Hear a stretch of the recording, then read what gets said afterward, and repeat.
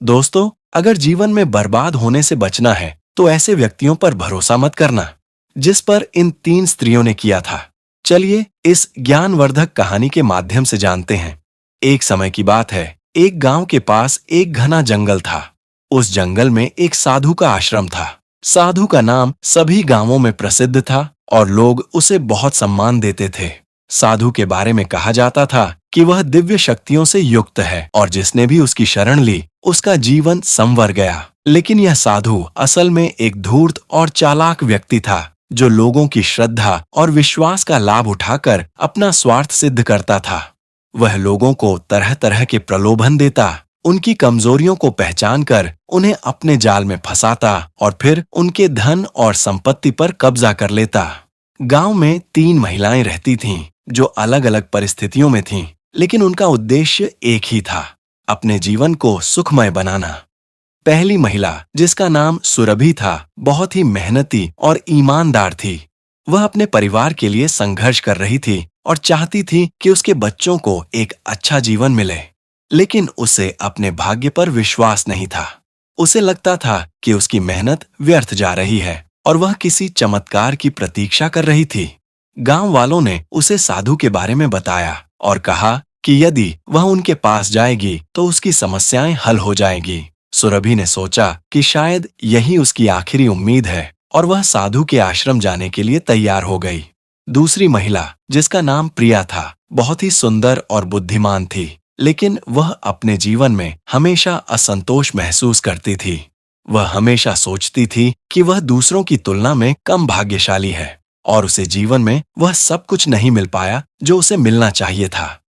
उसे लगता था कि किसी दिव्य शक्ति की सहायता से वह अपने जीवन को बदल सकती है। जब उसने साधु के चमत्कारों के बारे में सुना तो वह भी आश्रम जाने के लिए उत्सुक हो गई। उसने सोचा कि अगर साधु वास्तव में शक्तिशाली है तो वह उसके जीवन को बेहतर बना सकता है। तीसरी महिला, जिसका नाम राधा था, वह बहुत ही धार्मिक थी। वह बचपन से ही पूजा पाठ में रुचि रखती थी और उसे हमेशा यही सिखाया गया था कि संतों और साधुओं की सेवा करने से मोक्ष की प्राप्ति होती है। वह अपने जीवन को आध्यात्मिक शांति में बिताना चाहती थी और साधु की सेवा को अपने जीवन का सबसे बड़ा उद्देश्य मानती थी। जब उसे पता चला कि साधु एक पहुंचा हुआ संत है तो उसने निश्चय किया कि वह अपना जीवन उसकी सेवा में अर्पित कर देगी। तीनों महिलाएं एक ही दिन साधु के आश्रम पहुंचीं। साधु ने उन्हें देखते ही मुस्कुरा दिया और कहा, तुम तीनों यहाँ आकर बहुत भाग्यशाली हो। ईश्वर ने तुम्हें मेरे पास भेजा है ताकि मैं तुम्हारा मार्गदर्शन कर सकूं। लेकिन तुम्हें मेरी बातों पर पूरा विश्वास करना होगा, क्योंकि बिना पूर्ण समर्पण के कोई भी व्यक्ति सत्य की प्राप्ति नहीं कर सकता। सुरभि ने साधु से कहा, गुरुदेव, मैं बहुत मेहनत करती हूँ, लेकिन फिर भी मेरा जीवन कठिनाइयों से भरा हुआ है। कृपया मुझे कोई उपाय बताइए जिससे मेरा जीवन सुखमय हो सके।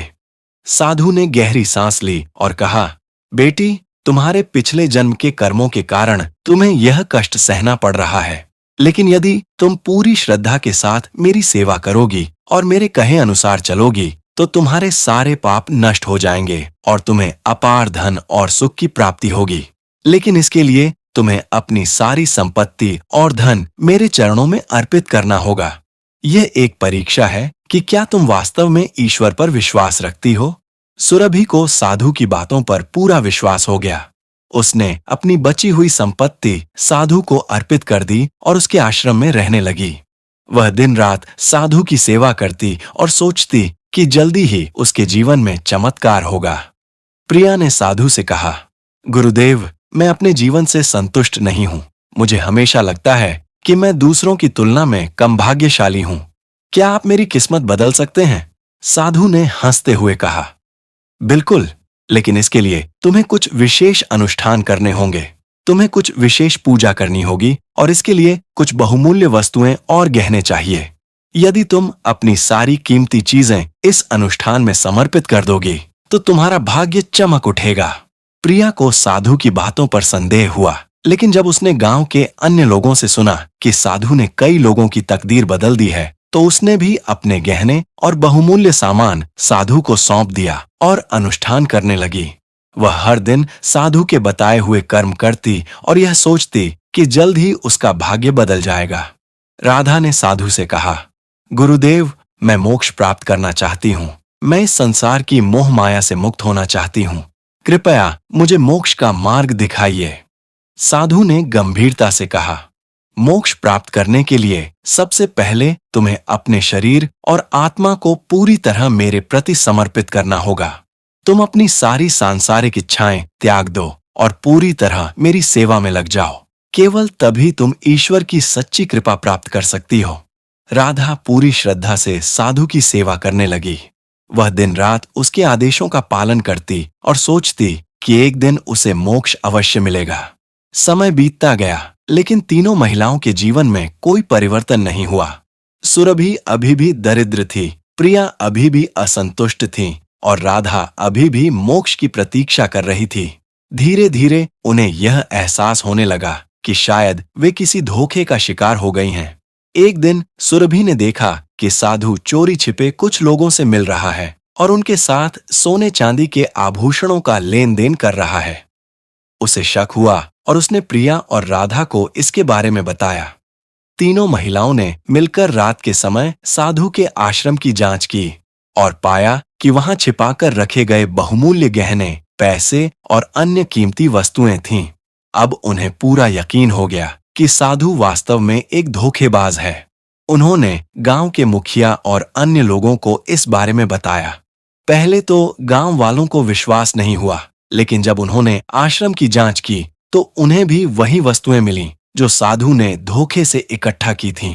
साधु ने भागने की कोशिश की, लेकिन गांव वालों ने उसे पकड़ लिया और उसका सारा सच सबके सामने आ गया। गांव वालों ने साधु को दंडित किया और उसे गांव से निकाल दिया।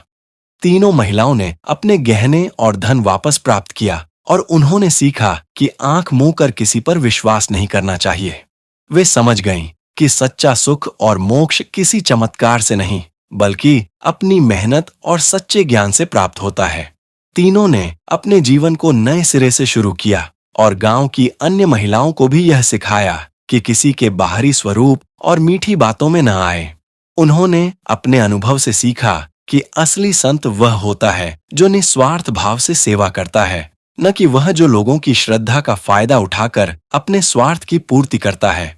वीडियो पूरा देखने के लिए धन्यवाद।